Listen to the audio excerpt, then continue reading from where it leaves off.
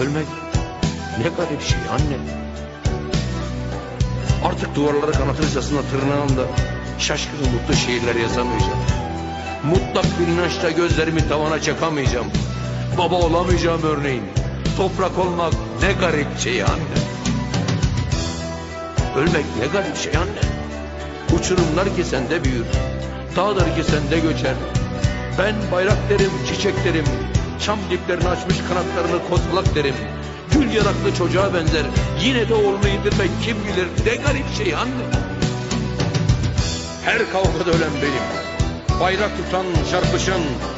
Her kadın toprağı tırnaklayarak doğurur beni.